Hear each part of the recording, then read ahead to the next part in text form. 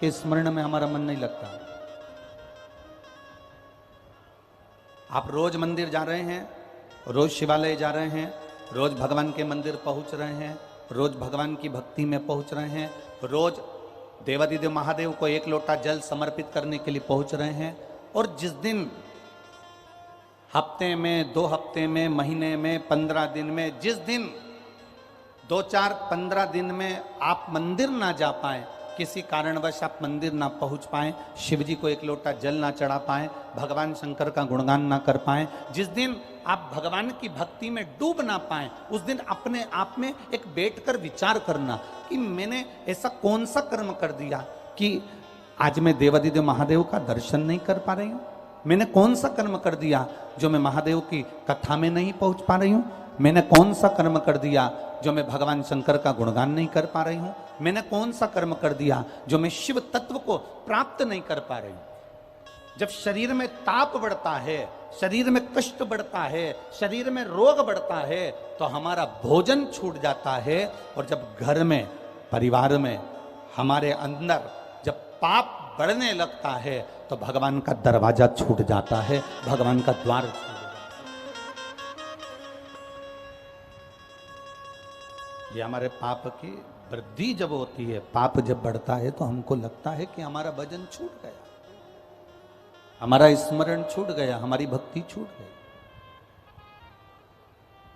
हमारा मंत्र जाप छूट गया, हमारा नाम जाप छूट गया। जितने आयो कथा में और जितने आस्था चैनल पर सुन रहे हो, और जितने पंडालों में, ये जितने पंडाल लगे हुए हैं, आप जितने पंडालों में भरे हुए बैठे हो, जितने आप कथा के पंडाल में बैठे हो, एक अनुभव करिएगा अपनी जिंदगी का, एक स्मरण करिएगा अपनी जिंदगी का।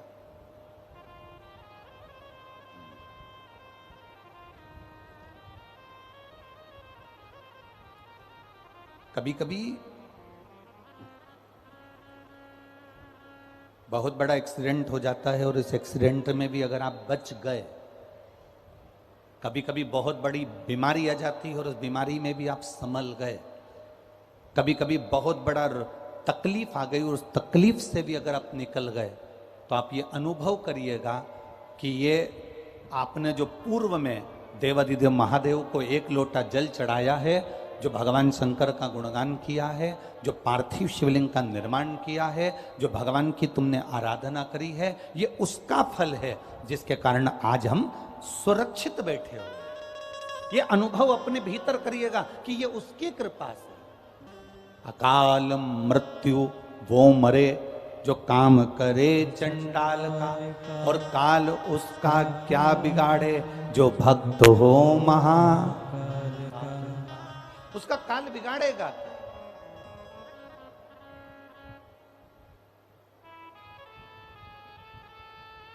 आप लगे हो शिव भक्ति में, आप लगे हो शंकर भगवान की आराधना में, आप लगे हो शिव के स्मरण में, क्या काल बिगाड़ेगा?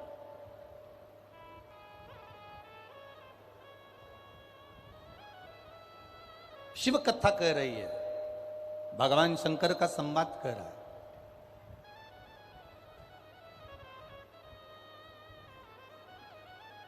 मृत्यु प्राप्त कर लेना एक सरल विषय है,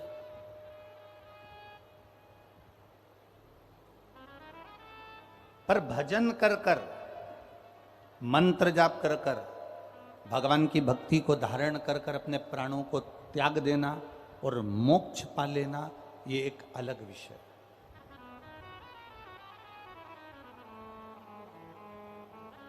ये एक अलग विषय है। मोक्ष पाने के लिए मरना जरूरी नहीं है। अगर कोई आपसे कहे कि भैया मोक्ष चाहिए तो मरना पड़ेगा, ना ना ना ना, मोक्ष पाने के लिए मरना जरूरी नहीं है। मोक्ष पाने का सबसे सुंदर तरीका है अपने आप को समझना। हम जो जिंदगी जी रहे हैं, हम जो भगवान की भक्ति में रमे हुए हैं, हम जो भजन में रमे हुए हैं, हम जो मंत्र साधना में रमे हुए हैं, हम जो माँ की सेवा में रमे हुए हैं, हम जो महादेव की सेवा में रमे हुए हैं, हम जो परमात्मा की सेवा में रमे हुए हैं, मोक्ष के लिए मरना जरूरी नहीं है। मोक्ष के लिए अपनी उस चलती हुई जिंदगी में, अपने जीवन में अपने आप को जान लेना हमारा मोक्ष प्राप्ति का साधन बन सकता है। अपने आप को पहचान लेना।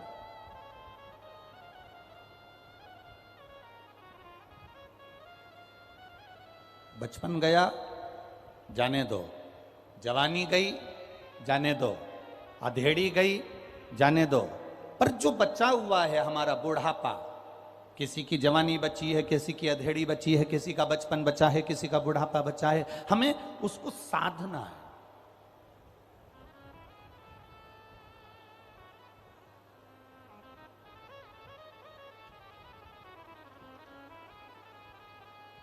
कई माताओं को हमने देखा है, मेरे को उम्मीद है कि दतिया में भी आपने देखा होगा, कई माताएं पानी भर के लाती हैं ना जब कुएं से, बावड़ी से, तालाब से, तो हंडे के ऊपर हंडा, एक मटके के ऊपर दूसरा मटका रखा रहता है, एक हंडे के ऊपर दूसरा हंडा रखा रहता है, और वो चोमली पर रखा रहता है। काय पर रखा है? जम के बोलो जरा। वो जो चोमली होती है कपड़े की, उस चोमली पर, वो हंडे पर हंडा रखा हुआ है।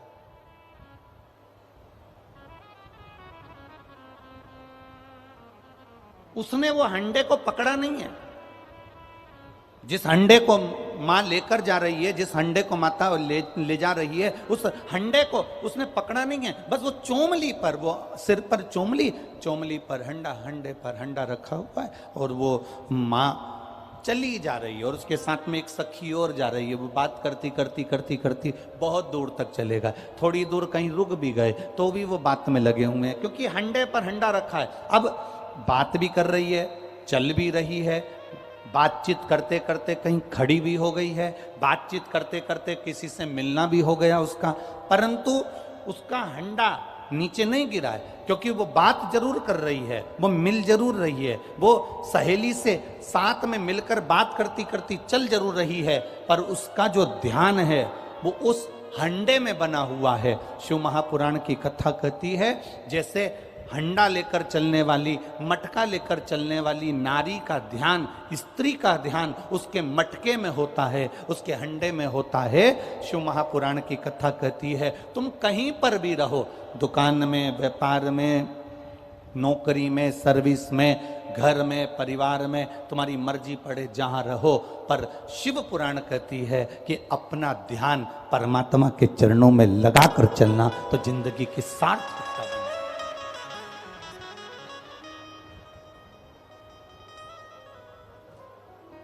हम अपने ध्यान को रमाकर चले, हम अपने ध्यान को लगाकर चले। देवराज का ध्यान नहीं था शिव पुराण की ओर, देवराज का मन नहीं था शिव पुराण की ओर। बस देवराज तो देवराज, ब्राह्मण देवता कथा कह रहे हैं, ब्राह्मण देवता कथा बोल रहे हैं, और देवराज की चित्तवृत्ति में कथा नहीं पहुंच रही। इसको क्रोध आ रहा है, इसको गुस्सा आ रहा है कि ये हर हर महादेव बोल रहे हैं और मेरे शरीर में ताप हो रहा है, मेरे शरीर में कष्ट हो रहा है, मेरे शरीर में रोग हो रहा है, मेरे शरीर में बीमारी पड़ रही है, और ये हर हर महादेव बोल रहे हैं।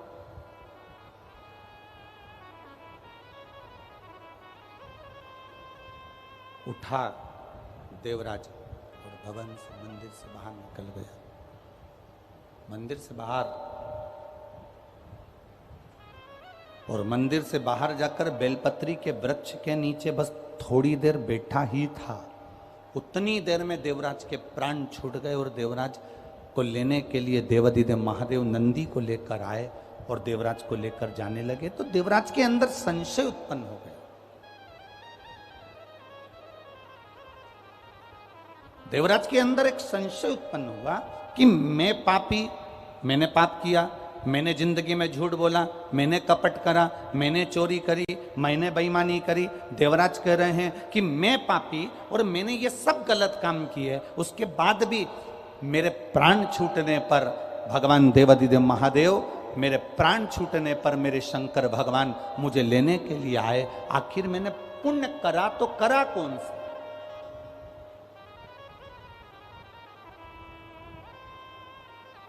ऐसा पुण्य है कौन सा?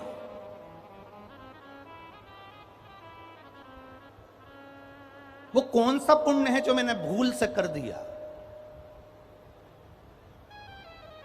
वो कौन सा पुण्य है जो मेरी जिंदगी में हो गया? कभी आप भी अनुभव करना, दिन भर मोबाइल पर झूठ बोलते हो, दिन भर कहीं ना कहीं गलत काम हो जाता है, किसी ना किसी की निंदा हो जाती है, किसी ना किसी के लिए अपशब्द बोल जाते हो। एक बार कथा में हमने आप लोगों से कहा था, टीवी के माध्यम से आपने सुना होगा कि मोबाइल आया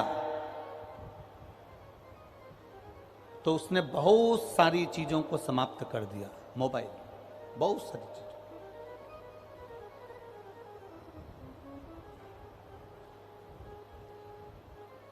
मोबाइल आया तो उसने बहुत सारी चीजों को खत्म कर दिया।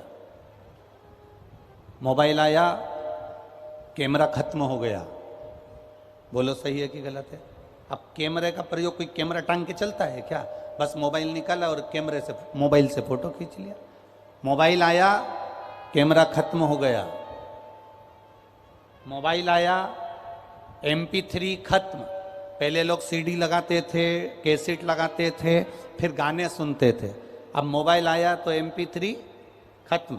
अर्थात गाना सुनना है तो कोई को बक्से वगैरह लगाने की जरूरत नहीं पड़ती, मोबाइल पर सुन लेता।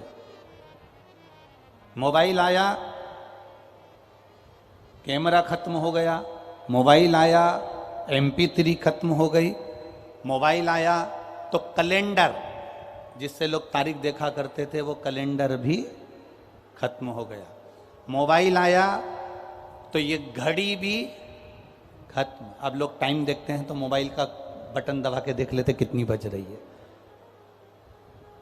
मोबाइल आया, कैमरा खत्म हो गया। मोबाइल आया, MP3 खत्म हो गई। मोबाइल आया, कैलेंडर खत्म हो गया। मोबाइल आया तो घड़ी खत्म हो गई। और मोबाइल पत्नी के हाथ में आया तो तुम खत्म।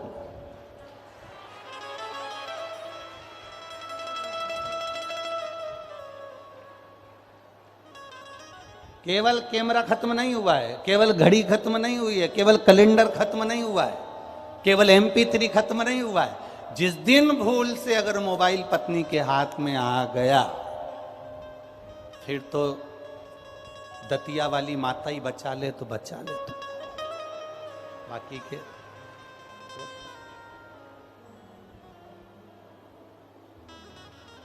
फिर तो तुम लोगों को आरती गाना पड़ेगी। तेरे भक्त जनों पे भीड़ पड़ी है भारी, फिर तुमको आरती गाना पड़ेगा। बहुत भीड़ पड़ गई है, बहुत तकलीफ हो गई है।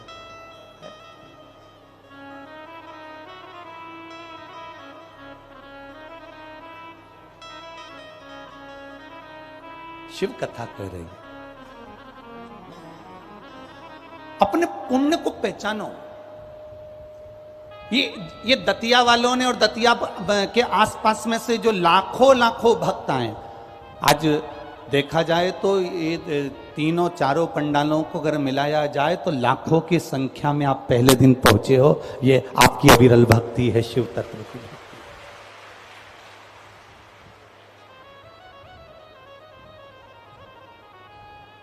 और कई लोग पीछे धूप में जो खड़े हुए हैं, उधर साइड में धूप में खड़े हैं, उधर खड़े हैं, तो ये आपकी अविरलता है, अविरल भक्ति है। आप कभी विचार करना अपने आप को। जैसे देवराज पुण्य भागी था, देवराज कह रहा है मैंने चोरी करी, देवराज कह रहा है मैंने कपट करा, देवराज कह रहा है मैं ब्राह्मण होकर मैंने गलत काम किया।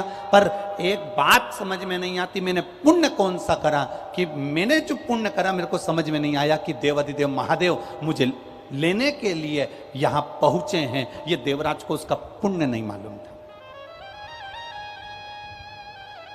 अब देवराज जी ने जैसे विचार करा कि मैंने कौन सा पुण्य करा कि मुझे महादेव लेने के लिए आए, ऐसा दतिया और दतिया के आसपास वालों तुम विचार करना कि हमने कौन सा पुण्य करा था जो अधिक मास के महीने में, सावन के महीने में मां दतिया की गोद में शिव महापुराण की कथा सुनने को मिल जाएगी। अपने पुण्य को ढूंढो कि हमारा पुण्य कौन सा प्रबल था।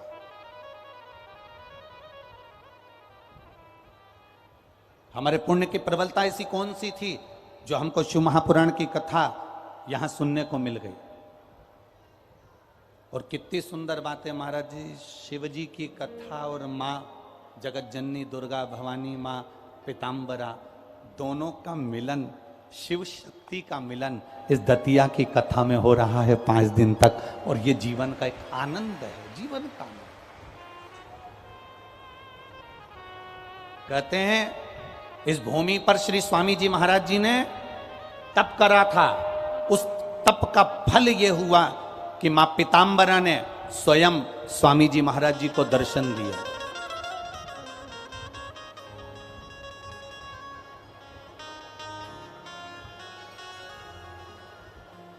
उस तप का फल ये मिला।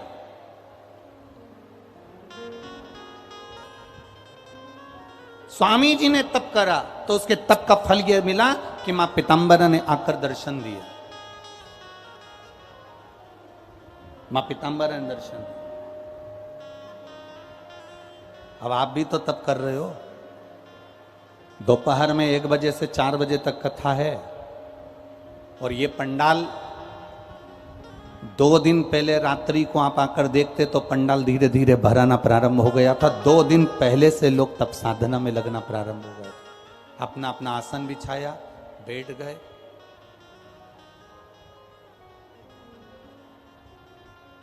तप साधना में लीन हो गए।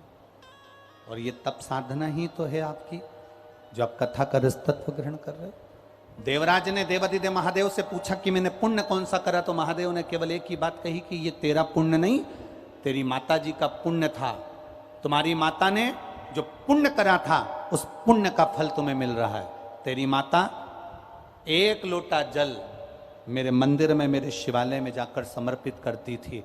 उस जल का फल ये मिला कि तू ब्राह्मण कुल में जन्म लेने के बाद भी तूने शंकर के मंदिर में पहुंचने के बाद चोरी करता था, तू चोरी करने के बाद भी तू शिव मंदिर में पहुंचकर कथा को श्रवण किया।